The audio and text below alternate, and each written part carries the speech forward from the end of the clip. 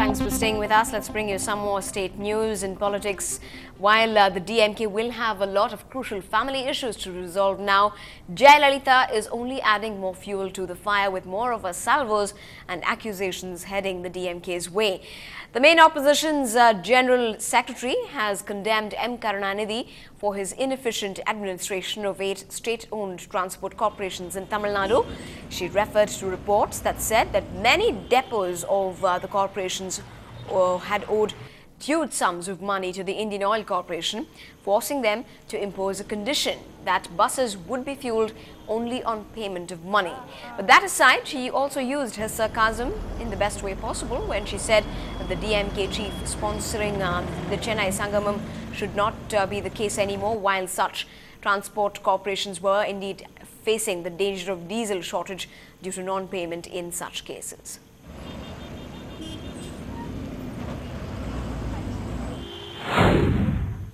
Petroleum குரூடை வெளிநாடுகளிலிருந்து அதிக விலைக்கு இறக்குமதி செய்கிற காரணத்தால் பெட்ரோலியம் ப்ராடக்ட்ஸ் ஆன டீசல், பெட்ரோல், மண்ணெண்ணெய் மற்ற பை ப்ராடக்ட்ஸ் விலைகள் எல்லாம் விஷம்போல் ஏறிவிட்ட நிலை நமது நாட்டில்.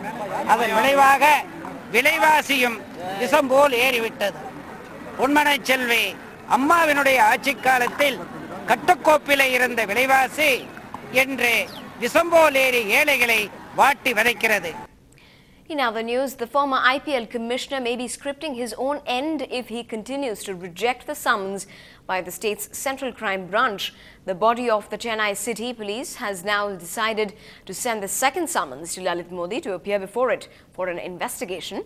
The CCB will decide on the date after the 7th of this month, but just last month, in fact, the CCB had summoned 7 people, including Modi, to appear before them between the 3rd and the 7th of January, following the complaint filed by BCCI's Secretary N. Srinivasan.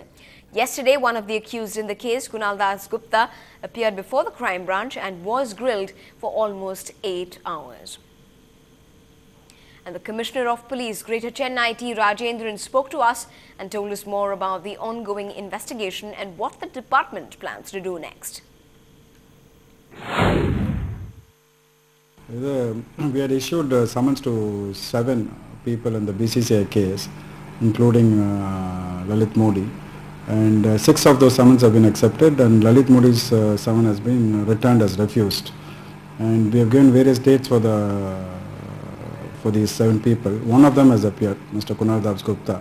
As regards people who do not appear in compliance with the summons, we'll wait and see for the next 10 days how many people are appearing. And we will take action against all of them who don't appear under Section 172 IPC before the court. Based on what these people reveal to us, if necessary, we might have to call other people also, apart from these 7 people. Now, we brought you the story of the deadly rising in the area of Kannagi Nagar last week, but looking at the region on a macro level itself draws a pretty grim picture. The residents, who are all evicted residents from our own city, are mostly the milkmen, the flower vendors and the paper wallas we employ, and they continue to be the neglected lot. Our reporter Kuku Alex takes a bumpy ride through this area, which is also dubbed as a crime-prone region.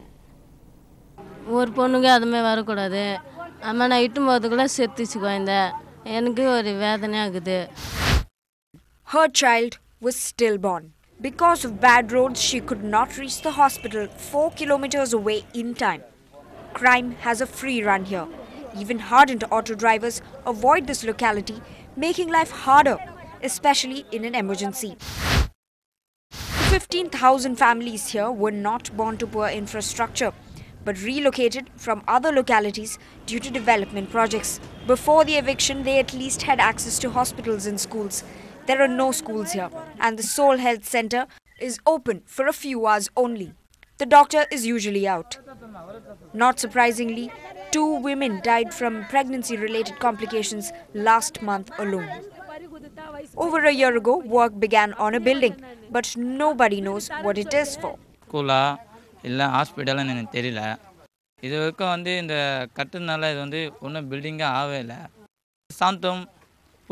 area. Ainavaram பகுதியில் போய் படிக்கிறாங்க. அவங்க மற்ற area எந்தெந்த ஏரியாவில் இருக்கிறாங்க அங்கங்கே படிக்கிறாங்க. ஸ்கூல் பிள்ளைங்க வரல. எப்படி வர முடியும்? இங்கேருந்து பஸ்ஸு கரெக்டான போதான பஸ்ஸுக்கு வந்தால் தானே ஸ்கூல் பிள்ளைங்க போவோம். The state slum clearance board officials refused to comment on this, and the residents are peeved and angry at the official apathy. Slum board என்ன பண்ணிட்டாங்க, நாங்கள் உங்களை எவிக்ஷன் பண்ணல, உங்களை எவிக்ஷன் பண்ணது பிடபிள்யூடின்றாங்க. பிடபிள்யூடி என்ன சொல்கிறாங்க, பிடபிள்யூடி நாங்கள் தான் உங்களுக்கு வீடு இடம் எங்கள் இடம், ஆனால் உங்களுக்கு வீடு கொடுத்ததெல்லாம் ஸ்லம் போர்டுன்னு சொல்கிறாங்க. Slum board minister Suba Thangavelu சாரை பார்த்து அவர் என்ன சொல்லிட்டாரு, இதுக்கு எங்களுக்கு சம்மந்தம் இல்லை, இதுக்கு எங்களுக்கு சம்மந்தம் இல்லை. அப்போ நாங்கள் யாருக்கு ஓட்டு போட்டோம், யாருக்கோசம் நாங்கள் இருக்கிறோம். எங்களை வந்துட்டு ஒரு மக்களாக யாருமே வந்துட்டு மக்களாகவே நினச்சி எங்களுக்கு எதுவும் இது ஒரு ஹெல்ப்பும் பண்ணல. Clearly, the 15,000 residents in this area are frustrated beyond belief. Now, the new year may have prompted all our politicians to come out with new year wishes for the people, but all these people want is a better life, and they're adamant that they will boycott the upcoming elections. In Chennai, with camera person Pradeep, Kuku Alex for NDTV Hindu. Now, the first complainant in the 300 crore rupees Citibank fraud, entrepreneur Sanjay Agrawal, has said that the fraud was a systemic failure and everyone is responsible for it.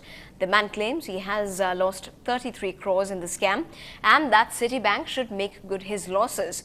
He also alleges that the fraud is not just a bank issue and that multiple parties must be involved in such a big fraud. According to him, the bank did not reply to the 4 queries sent by him. Earlier today, the Hero Group reportedly identified 2 more employees working in the accounts department who had participated in the swindle. It was just day before that the Hero's assistant vice president was arrested in connection with the 300 crore Citibank scam.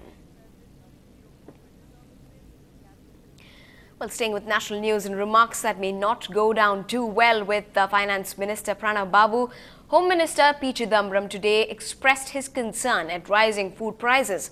He said that a poor country like India cannot afford such high inflation and added that there was no worse tax than inflation.